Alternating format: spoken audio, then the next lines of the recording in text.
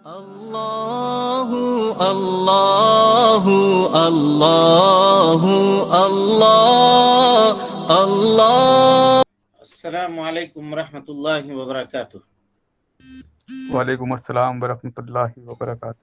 وعلیکم السلام ورحمۃ اللہ ان وبرکاتہ۔ الحمد للہ نحمده ونستعینه ونستغفره ونعوذ باللہ من شرور انفسنا ومن سیئات اعمالنا، من يهده الله فلا مضل له ومن يضلل فلا هادي له، واشهد ان لا اله الا الله وحده لا شريك له، واشهد ان محمدا عبده ورسوله، اما بعد فان خير الحديث كتاب الله وخير الهدي هدي محمد صلى الله عليه وسلم، وشر الأمور محدثاتها وكل محدثة بدعة وكل بدعة ضلالة وكل ضلالة في النار۔ محترم حاضرین، سامعین و سامعات، ناظرین و ناظرات، کتاب التوحید کے اس درس میں آپ تمام حضرات کا خیر مقدم ہے۔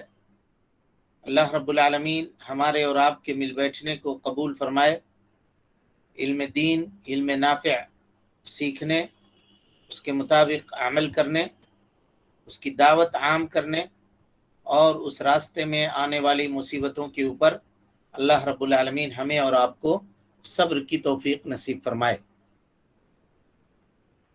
اللہ کے فضل اور اس کے توفیق سے کتاب التوحید کے دو اہم چیپٹر یا باب مکمل ہو چکے ہیں، اور آج انشاءاللہ ہم لوگ تیسرے باب میں داخل ہوں گے۔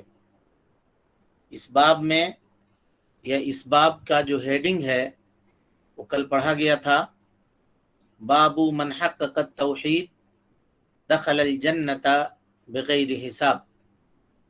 جو آدمی توحید کی تحقیق کرے گا وہ جنت میں بغیر حساب کے داخل ہوگا، اور بغیر حساب کے داخل ہونے کا مطلب یہ ہے کہ جس کا حساب نہیں لیا جائے گا اس کو عذاب بھی نہیں دیا جائے گا، یعنی اللہ رب العالمین بغیر عذاب دیے ہوئے ابتدائی طور پر پہلے ہی مرحلے میں اس کو جنت میں داخل کر دے گا۔ اس باب کو یا اس چیپٹر کو اس کتاب میں شامل کرنے کا مصنف رحمۃ اللہ علیہ کے دو مقاصد ہیں۔ دو مقصد سے انہوں نے اس باب کو اس کتاب میں قائم کیا ہے، کیونکہ اس سے پہلے کا جو باب آپ کے سامنے گزرا، پہلے کا جو چیپٹر گزرا، اس میں یہ کہا گیا کہ توحید کی فضیلت اور توحید گناہوں کے معافی کا ذریعہ ہے، گناہوں کے معافی کا ذریعہ ہے۔ اور یہاں مصنف رحمۃ اللہ علیہ یہ کہہ رہے ہیں کہ جو شخص توحید کی تحقیق کرے گا وہ بغیر حساب کے جنت میں داخل ہوگا، اور میں آپ کو بتا چکا کہ بغیر حساب کے جنت میں داخل ہونے کا مطلب یہ ہے کہ بغیر عذاب کے اللہ رب العالمین اس کو جنت میں داخل فرمائے گا انشاءاللہ۔ تو اس کتاب کو یا اس باب کو قائم کرنے کا کیا مقصد ہے؟ دیکھیے، مقصد یہ ہے کہ توحید کی فضیلت جو آپ کے سامنے بیان ہوئی ہے اس سے پہلے کے چیپٹر میں، اس سے کچھ زیادہ فضیلتیں یہاں پر مصنف رحمۃ اللہ علیہ بیان کریں گے۔ یعنی وہ فضیلت وہاں یہ بتایا گیا کہ وہ جنت میں داخل ہوگا، لیکن یہاں یہ بتایا جائے گا کہ وہ آدمی جنت میں بغیر عذاب کے داخل ہوگا، یعنی اس کو جنت جانے سے پہلے کوئی عذاب نہیں ہوگا، اس کا حساب نہیں ہوگا، تو ظاہر ہے اس کو عذاب کیوں ہوگا، ہے نا؟ اس بات کو بتانے کے لیے، یعنی جو فضیلت آپ کے سامنے بیان کی جا چکی ہے توحید کی اس سے پہلے کے چیپٹر میں، اس سے کچھ ایکسٹرا اور زائد فضیلتوں کا تذکرہ اس باب کے اندر کیا جائے گا۔ ایک مقصد یہ ہے، اور دوسرا مقصد یہ ہے کہ یہ بات بتایا جائے کہ اس سے پہلے کے باب میں آپ کے سامنے یہ بیان کیا جا چکا کہ توحید جنت میں داخلہ کے اسباب میں سے ایک سبب ہے، اس سے یہ مراد نہیں ہے کہ جو بھی توحید والا ہے وہ ابتدائی طور پہ جنت میں داخل ہو جائے، نہیں، بلکہ اس باب میں خاص طور پہ ان لوگوں کا تذکرہ ہے جن کو خاص کر کے اللہ کے نبی صلی اللہ علیہ وسلم نے فرمایا کہ یہ لوگ بغیر حساب کے جنت میں جائیں گے۔ اس کا مطلب یہ ہے کہ کچھ موحدین ایسے ہیں جن کا حساب ہوگا، جن کو عذاب سے گزرنا پڑے گا، اور عذاب سے گزرنے کے بعد اللہ رب العالمین کے فضل اور اس کے توفیق سے ایک نہ ایک دن وہ لوگ جنت میں جائیں گے۔ آ گئی بات سمجھ میں؟ یعنی جو باب اس سے پہلے بیان ہوا اس باب کو مقید کیا گیا، سمیٹا گیا ہے اس باب کے اندر۔ یعنی کوئی آدمی یہ نہ سمجھے کہ ہر موحد ابتدائی طور پہ جنت میں داخل ہو جائے گا۔ ابتدائی طور کا مطلب یہ ہے کہ بغیر سزا کاٹے ہوئے، ایسا نہیں ہے۔ نبی صلی اللہ علیہ وسلم نے کچھ لوگوں کو خاص کیا کہ یہ وہ لوگ ہیں، جیسے گفتگو اس باب میں آپ کے سامنے آئے گی، یہ وہ لوگ ہیں جو بغیر حساب کے جنت میں داخل ہوں گے۔ اس کا مطلب ان کے علاوہ جو لوگ ہیں وہ موحد نہیں ہیں، کیا ہیں؟ موحد، لیکن ان کو عذاب سے گزرنا پڑے گا، اور جب وہ عذاب سے گزر جائیں گے، اپنے گناہوں سے پاک و صاف ہو جائیں گے، اپنے گناہوں کا بدلہ پا لیں گے، تو اللہ رب العالمین ایک نہ ایک دن ان کو جنت میں داخل کرے گا۔ سمجھ میں آئی بات؟ جی اس باب کو کیوں قائم کیا گیا، اس کی وجہ ہم نے آپ کے سامنے بیان کی، دو وجہ ہے جو آپ کے سامنے گزر چکا۔ چلیے شروع کیجیے، بسم اللہ۔ الحمد للہ وحدہ والصلاة والسلام علی من لا نبی بعد، اما بعد، فاعوذ باللہ من الشیطان الرجیم، بسم اللہ الرحمن الرحیم۔ حقیقی موحد بلا حساب جنت میں جائے گا، ہاں، حقیقی ارشاد موحد، الہی ہے۔ حقیقی موحد، حقیقی موحد یعنی جو توحید کی تحقیق کرنے والا ہوگا وہ بلا حساب جنت میں جائے گا۔ چلیے، ارشاد الہی ہے، ان ابراہیم کان امتا قانتا للہ حنیفا ولم یک من المشرکین۔ بے شک حضرت ابراہیم علیہ السلام لوگوں کے لیے پیشوا، اللہ تعالیٰ کے فرمانبردار اور یکسو تھے، وہ مشرکین میں سے نہیں تھے۔ مشرکین میں سے نہیں تھے۔ اب یہاں ایک بات غور کیجئے جی سارے لوگ، یہ دیکھیے یہ چیپٹر یہ بہت اہم ہے، اور اگر اس کو آپ سمجھ گئے پورے طور پر تو سمجھیے کہ توحید کا ایک بڑا چیپٹر آپ حل کر لیجئے گا، بڑا چیپٹر۔ اسی لیے آپ اس کو بہت غور سے سنیے اور بہت غور سے اس کو سمجھنے کی کوشش کیجئے۔ باب قائم کیا شیخ الاسلام محمد بن عبد الوہاب رحمۃ اللہ علیہ نے، کہا کہ حقیقی موحد بلا حساب جنت میں جائے گا، اور آیت لا رہے ہیں ان ابراہیم کان امتا قانتا للہ حنیفا ولم یک من المشرکین۔ حضرت ابراہیم علیہ السلام پیشوا تھے، کان امتا قانتا للہ، اللہ رب العالمین کے فرما برداری کرنے والے تھے، شرک سے بیزار تھے اور مشرک نہیں تھے۔ اس آیت میں اور اس ہیڈنگ میں جو پڑھی گئی ہے ابھی، دونوں میں کچھ مناسبت آپ کو سمجھ میں آ رہا ہے؟ کچھ یکسانیت لگ رہی ہے دونوں میں؟ جی، کیا یکسانیت ہے بتائیے؟ جو شرک نہیں کرے گا اور جو صحیح جواب، بولیے۔ وہ مشرکین کے اندر جو نہیں رہے گا، ہاں بولیے دیپک جی۔ اور جی ہاں، اور لا الہ الا اللہ کو مضبوط سے پکڑے گا۔ بالکل صحیح جواب۔ اللہ تعالیٰ آپ کے علم میں اضافہ فرمائے۔ مطلب یہ ہے جی، دیکھیے مصنف نے کہا کہ جو حقیقی موحد ہوگا وہ بغیر حساب کے جنت میں جائے گا. تو ہمارے آپ کے دل میں ایک سوال پیدا ہو رہا ہوگا کہ پھر حقیقی موحد کون ہے بھائی؟ وہ کون ایسا خوش نصیب موحد ہے جو بغیر حساب کے جنت میں چلا جائے گا؟ یہ سوال ہو رہا ہے یا نہیں ہو رہا ہے دل میں؟ جی ہو جی ہو رہا ہے. تاکہ ہم اس کو جانیں اور جاننے کے بعد اس کیٹیگری میں ہم خود شامل ہونے کی کوشش کریں اللہ کے فضل اور اس کے توفیق سے. تو شیخ الاسلام رحمت اللہ علیہ نے آپ کو راستہ بتایا کہ سنو جی، اگر اس موحد کے کیٹیگری میں شامل ہونا چاہتے ہو جو قیامت کے دن بغیر حساب کے جنت میں چلے جائیں گے، تو حضرت ابراہیم علیہ السلام کے بارے میں اللہ تعالیٰ کے اس فرمان کو سمجھو.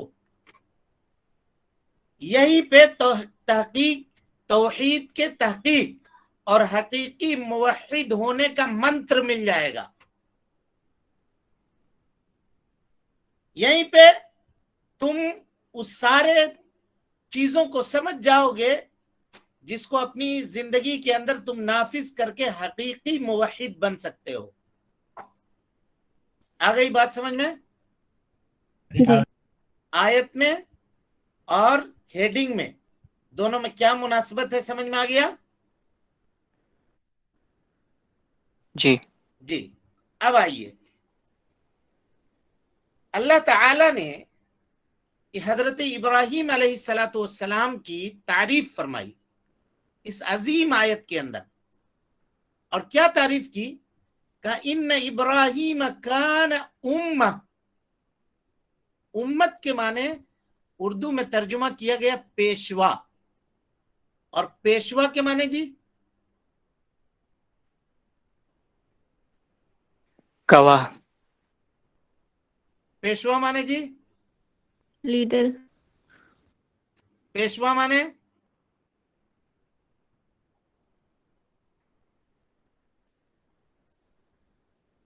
نمونہ. ایک قوم پوری. پیشوا کے معنی امام جی، امام. جی لیڈر کہا انہوں نے، صحیح جواب ہے ان کا، لیکن وہ لفظ ہم چاہ رہے تھے اصل. اور امام وہی لیڈر ہوتا ہے، لیڈ کر رہا ہوتا ہے لوگوں کو. بہرحال پیشوا جو آگے آگے رہے، لوگ اس کو فالو کریں، اسی کو پیشوا کہتے ہیں نا جی.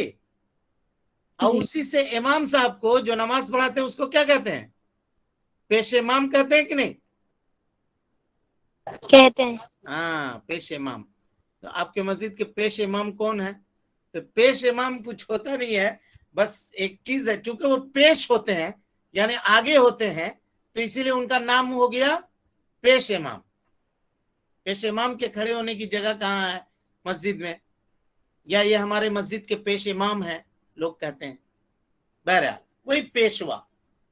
پیشوا کے معنی امام.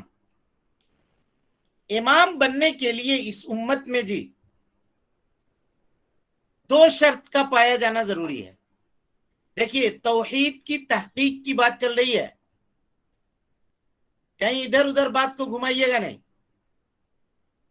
حضرت ابراہیم علیہ السلام کے صفتوں میں سے، یعنی ایک دم جستا جستا بات کو سمجھیے، ایک ایک لیئر، ایک ایک تہ ہٹا رہے ہیں ہم آپ کے سامنے. اور ہم آپ کو کہہ چکے ہیں کہ یہ چیپٹر بہت اہم ہے، اس کو سمجھیے گا تو 1/3 توحید آپ سمجھ جائیے گا اللہ کے فضل سے انشاءاللہ. مصنف نے کہا حقیقی موحد بغیر حساب کے جنت میں جائے گا. ہم نے سوال کر دیا، آپ نے سوال کر دیا، اللہ اکبر، اتنی بڑی فضیلت حقیقی موحد بننے کا کہ بغیر حساب کے اللہ جنت میں داخل کر دے. مصنف نے کہا ہاں. کہا تو پھر بھائی طریقہ بتلا دو، کیا طریقہ ہے اس کا، تاکہ ہم بھی کوشش کریں حقیقی موحد بننے کا. تو مصنف نے کہا اس آیت کو پڑھیے، ان ابراہیم کان امتا قانتا للہ حنیفا ولم یکن من المشرکین. ان ابراہیم، بے شک ابراہیم علیہ السلام، کان امتا، یہاں پہ ابھی ہم لوگ ہیں. امت کے معنی کہا، آپ کی کتاب میں لکھا ہوا پیشوا. پیشوا کے معنی ہم نے کہا امام. اور یہ کہا کہ امام بننے کے لیے کتنے چیزوں کا پایا جانا ضروری ہے جی؟ دو دو چیزوں کا پایا جانا ضروری ہے. کون کون چیز بتائیے؟ فرما بردار اور حنیفیت. اور کوئی؟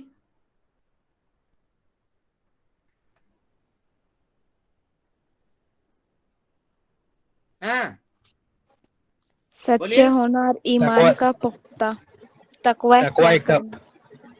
تقوی اور پرہیزگاری اختیار کرنا. دیکھیے، امام بننے کے لیے دو چیز کا پایا جانا ضروری ہے دین کے اندر. اور وہ دو چیز کیا ہے؟ سب سے پہلی چیز ہے یقین. کیا ہے؟ یقین. یقین. یہ امام مسجد کے امام یا دوسرا امام نہیں سمجھیے گا، یہاں توحید کی بات ہو رہی ہے. ہم کہہ رہے ہیں آپ کو یقین ایک نمبر پہ، اور دوسرے نمبر پہ صبر. دوسرے نمبر پہ کیا بولیے؟ صبر. دلیل کیا ہے؟ اللہ رب العالمین سورۃ الحج میں ارشاد فرماتا ہے وَجَعَلْنَا مِنْهُمْ أَئِمَّةً يَهْدُونَ بِأَمْرِنَا. ہم نے ان میں سے کچھ امام منتخب فرمائے، کچھ لوگوں کو پیشوا بنایا جو ہمارے حکموں سے لوگوں کی رہنمائی کرتے تھے. کیوں؟ لما صبروا، جب ان لوگوں نے صبر کیا. وَكَانُوا بِآيَاتِنَا يُوقِنُونَ، اور وہ لوگ ہماری آیتوں کے اوپر یقین رکھنے والے تھے. گویا امام بننے کے لیے دو چیزوں کا پایا جانا ضروری ہے، ایک یقین اور دوسرا صبر. تحقیق حضرت ابراہیم امام تھے تو یہ امام، ان کے اندر یہ دو صفتیں ضرور پائی جاتی ہوں گی، ایک یقین اور دوسرا جی صبر. صبر. یعنی جان لیجئے، اگر آپ توحید کی تحقیق کرنا چاہتے ہیں اور ان خوش نصیب بندوں میں اپنا نام لکھوانا چاہتے ہیں جن کو اللہ رب العالمین بغیر حساب کتاب کے جنت میں داخل کرے گا، تو دل کے اندر یقین پیدا کیجئے نمبر ایک، اور دوسرے نمبر پہ صبر کرنا سیکھیے. ہو گئی بات؟ اتنی بات سمجھ میں آ گئی؟ جی. حضرت ابراہیم علیہ السلام کو امام الموحدین کہا جاتا ہے. کیا کہا جاتا ہے؟ امام الموحدین، توحید والوں کے امام. اور دنیا میں جو بھی کوئی موحد ہے اس کو چاہیے کہ وہ حضرت ابراہیم علیہ السلام کو اپنا امام بنائے، جیسا کہ وہ جناب محمد رسول اللہ صلی اللہ علیہ وسلم کو اپنا امام بناتا ہے. ان ابراہیم کان امۃ قانتا للہ حنیفا ولم یکو من المشرکین. اس کا مطلب یہ ہوا کہ حضرت ابراہیم علیہ السلام نے توحید کی تحقیق کیسے کی؟ وہ یقین کرنے والے تھے، صبر کرنے والے تھے. اب اس کے بعد آئیے، قانتا للہ، اللہ رب العالمین کے لیے فرما بردار تھے. اب فرما برداری میں دو چیز ہے، ایک تو باتوں کو ماننا اور عمل کرنا، اور فرما برداری میں یہ بھی بات آتی ہے کہ جس چیز سے منع کر رہا ہے، یعنی جس کی ہم فرما برداری کر رہے ہیں، وہ اگر ہم کو کوئی کام کرنے کا حکم دے رہا ہے تو ہم وہ کام کر لے رہے ہیں. یہ فرما برداری ہے. اور جس کام سے وہ منع کر رہا ہے اس کام کو ہم کو چھوڑنا پڑے گا، تبھی فرما برداری کا حق ادا ہو سکتا ہے. سمجھ میں آ رہی بات کہ نہیں آ رہی ہے؟ جی. ایک آدمی یہ کہے گا کہ ہم نہیں، آپ جو ہم کو آرڈر دیجئے گا وہی ہم کر لیں گے، بس اس کے بعد ہم کہاں جا رہے ہیں، کیا کر رہے ہیں، کیا کھا رہے ہیں، اس سے آپ کو مطلب نہیں ہونا چاہیے. آپ کا کام ہو جا رہا ہے نا، بس. کہتے ہیں نہیں کہتے ہیں لوگ ایسا؟ یہاں نہیں چلے گا. یہاں آپ کو قانت ہونا پڑے گا، یعنی منقاد اللہ تعالیٰ کے فرما برداری میں ہمیشہ سر تسلیم کو خم کرنا پڑے گا, جھکا رہنا پڑے گا. توحید کی تحقیق دیکھیے کیسے ہوتی ہے. اسی لیے پہلے ہی بیان کر دیا کہ بابو صبر کرنا پڑے گا ایک, اور دوسرے نمبر پہ یقین کرنا پڑے گا. یہ دو چیز پہلے دل کے اندر پیدا کرنی پڑے گی, تب جا کر کے تحقیق توحید کے مرتبے تک پہنچ سکتے ہو, نہیں تو پہنچنا ناممکن ہے. کیونکہ یہاں دنیا اتنی رنگین ہے کہ قدم قدم پہ بھٹکنے کا موقع ہے. جنت کا راستہ اتنا سخت ہے کہ اس پر چلنے کے لیے کمال صبر چاہیے آدمی کو, اور جنت کا راستہ جہنم کا راستہ اتنا خوشنما ہے, اور شیطان اس کو اتنا بنا سنگار کر کے پیش کرتا ہے بندے کے سامنے, اور اس کو اتنا پش کرتا ہے اس راستے پر چلنے کے لیے کہ اگر اس کے پاس صبر نہ ہو, یقین نہ ہو, تو کبھی بھی شیطان کی چنگل سے محفوظ نہیں رہ سکتا ہے, بچ نہیں سکتا ہے, اور اللہ کی مدد نہ ہو تو. سمجھ رہے ہیں بات کو؟ جی سارے لوگ سمجھ رہے ہیں جی؟ بہت بھاشت تو نہیں ہو رہا ہے؟ ٹھیک ہے نہیں. ہاں؟ نہیں تو اللہ تعالیٰ کا فرما بردار بننا پڑے گا. اور فرما بردار بھی کیسے؟ قانت کہتے ہیں. آج فرما برداری کر رہے ہیں, 10 دن تک بہت جھونک پکڑا کرنے کا فرما برداری, سب فجر ظہر عصر مغرب عشاء کے ساتھ ساتھ چاشت کی نماز, اشراق کی نماز, نفل, جمعہ کو 9 بجے نہا کے مسجد چلا جا رہا ہے, سب ایک دم جھونکیا گیا. لیکن جہاں 15 دن 20 دن ہوا اس کے بعد پھر ٹھنڈا پڑے گا. ایسا نہیں, مداومت, ہمیشگی. وَاعْبُدْ رَبَّكَ حَتَّى يَأْتِيَكَ الْيَقِينَ. اللہ رب العالمین کی عبادت موت آنے تک کرو, مرنے سے پہلے تک, جب تک ہوش و حواس قائم ہے تب تک. سمجھ میں آ رہی بات؟ جی. اور صرف مداومت نہیں, قانت کا معنی ہوتا ہے فرما برداری کرنے والا, ہمیشہ فرما برداری کرنے والا, اور کثرت سے فرما برداری کرنے والا. یہ نہیں کہ چلو فرض پڑھ لیا نہ ہو گیا, ڈیلی نفل پڑھنے کی کیا ضرورت ہے؟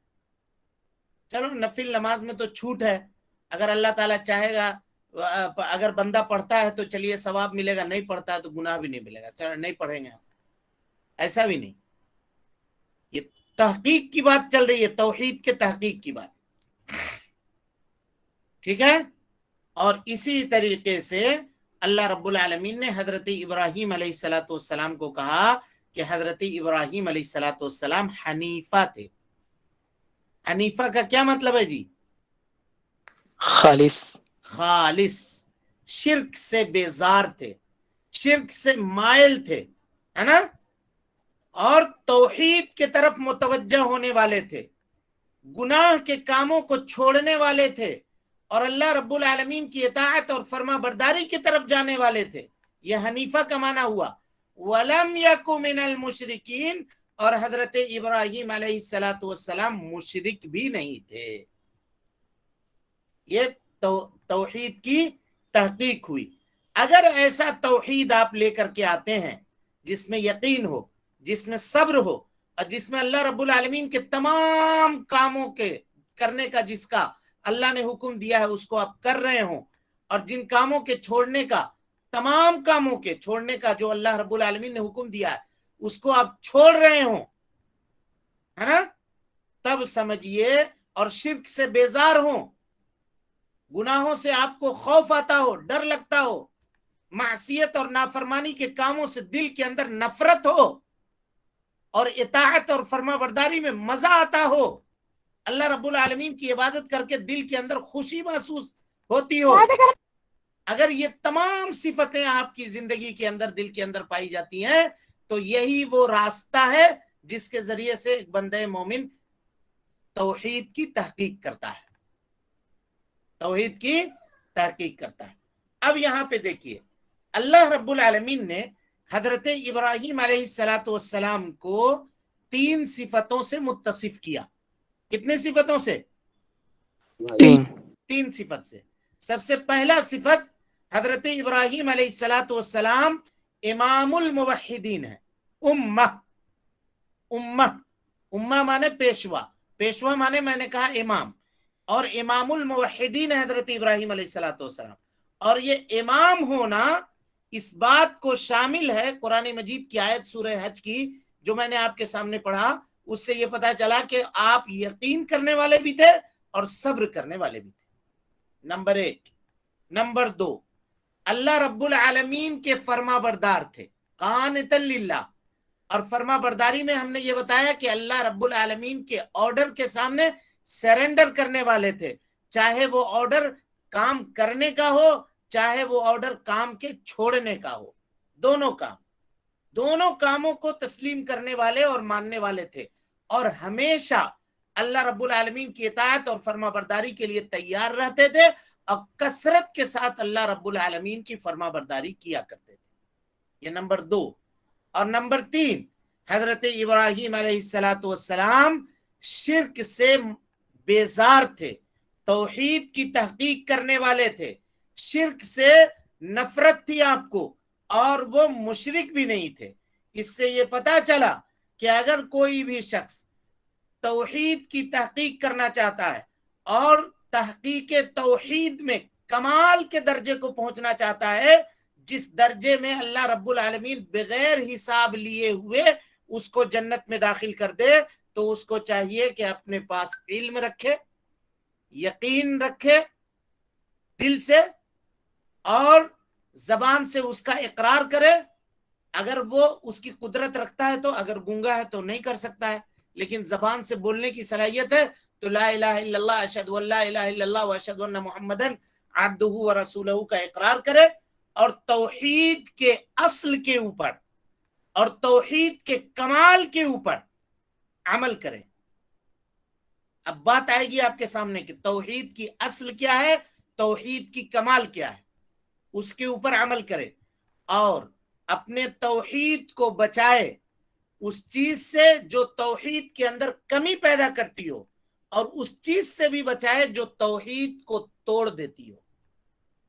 तौहीद के अंदर कमी कौन चीज पैदा करती है? गुनाह, गुनाह। और तौहीद को तोड़ती है कौन चीज?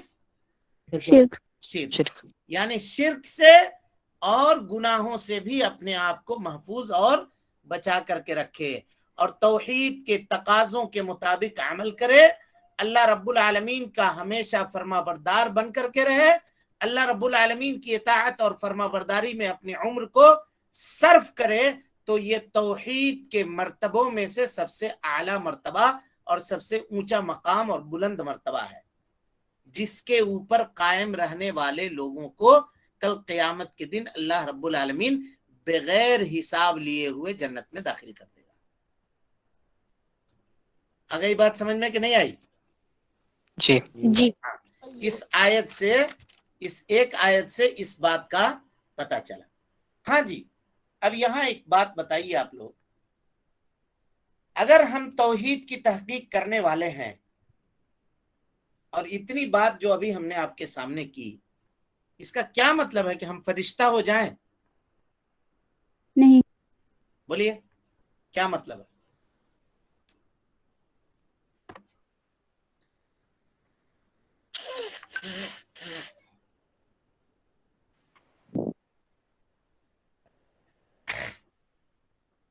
हाँ, क्या मतलब है जी मुफीज? जितना इस्तिताअत हो तकवा अख्तियार करें। हाँ, तकवा इख्तियार करें। बहरहाल सही, अल्लाह का फरमाबरदार बंदा हो जाए, फरमाबरदार बंदा हो जाए, सही है। और कोई जवाब? तौहीद को हत्तल पहचान। इम्कान, हत्तल इम्कान बचने की कोशिश करें। और कोई जवाब? जब गुनाह हो जाए तो अल्लाह की तरफ रुजू करें। यह है जवाब सही। अल्लाह ताला आपके इल्म में ज़्यादती अता फरमाए। गुनाह होगा भाई, हम लोग इंसान हैं, बशर हैं, हमारे बाप से गुनाह हुआ है, हजरत आदम अलैहिस्सलाम से, लेकिन जैसा कि इन्होंने कहा गुनाह होने अल्लाह ताला इनके इल्म में इजाफा करे, गुनाह होने के बाद रुजू करे, फौरन अल्लाह से तौबा करे। इनकियाद का मतलब अल्लाह रब्बुल आलमीन का फर्मा बरदारी के लिए हमेशा सर झुकाने का मतलब यही है ना, कि अगर हमसे कोई गलती हो गई तो हम गलती में रिजिड न हो जाए। चलो गलती हो गई, देखा जाएगा।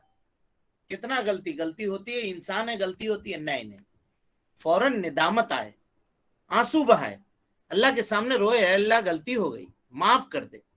हम कोशिश किया था कि गुनाह ना करें, बचने की कोशिश किया था, लेकिन हम फिसल गए। अल्लाह रब्बुल आलमीन दोबारा ऐसा नहीं करेंगे, हमको माफ कर दे, ये कहे वो। समझ में आ रही बात? वरना अभी तक जितनी बात बयान हुई, अगर वो किसी के सामने बताइएगा तो कहिएगा कि ये मौली साहब ये चाहते हैं कि सब इंसान फरिश्ता हो जाए। इतनी बात के बावजूद भी मेरे भाई इंसान से गुनाह होगा गुनाह, नहीं बचेगा आदमी। लेकिन ठीक है, नबी सल्लल्लाहु अलैहि वसल्लम की हदीस है, कुल्लु बनी आदम खत्ता, आदम का हर बेटा खताकार है, गुनहगार है, और बेटा बेटी दोनों शामिल है, गुनहगार है। लेकिन बेहतरीन गुनहगार वो है जो गुनाह करने के बाद तौबा कर ले, अल्लाह ताला से सिद्क दिल से तौबा कर ले। अल्लाह ताला तौबा को कबूल करने के लिए तैयार है भाई। अल्लाह ताला ये कहता है कि ऐ मेरे बंदे, तुम अगर मेरे तरफ चलते हुए आओगे तो मैं दौड़ते हुए आऊंगा तुम्हारी तरफ। अल्लाह ताला ने तौबा के बारे में ये कहा कि कोई बंदा अगर तौबा करता है मुझसे तो मुझको उतनी खुशी होती है। बुखारी की वो रिवायत आप उठा करके देख लें, कहा कि एक आदमी रेगिस्तान में अपना ऊंट भूल गया था, मरने का उसको यकीन हो गया, सो गया एक दरख्त के नीचे, सोचा कि अब तो मरिए जाएंगे। लेकिन जब आंख खुली तो देखा कि ऊंट साजो सामान के साथ सामने खड़ा है। इतना खुश हुआ कि कहा कि अल्लाह तू मेरा बंदा है, मैं तेरा रब हूं।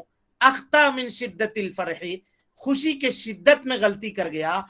अल्लाह रब्बुल आलमीन को उस बंदे से ज्यादा, दोनों में कोई मुकाबला नहीं है।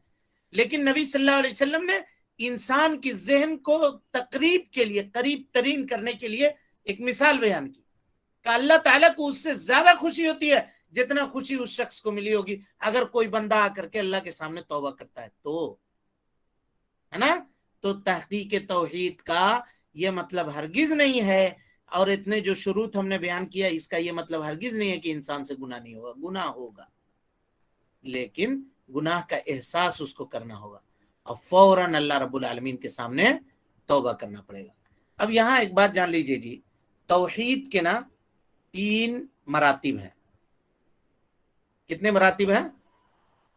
3 मरातिब हैं। वो तीन नहीं जी, 4 मरातिब हैं। कितने मरातिब? 4 मरातिब हैं।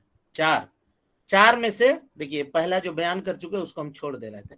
4 में से पहला हम लोग पढ़ चुके, इसको कहते हैं कमाल तहकीक अत-तौहीद। जो अभी आपके सामने बयान हुआ उसको क्या कहते हैं? कमाल अत-तौहीद तहकीक।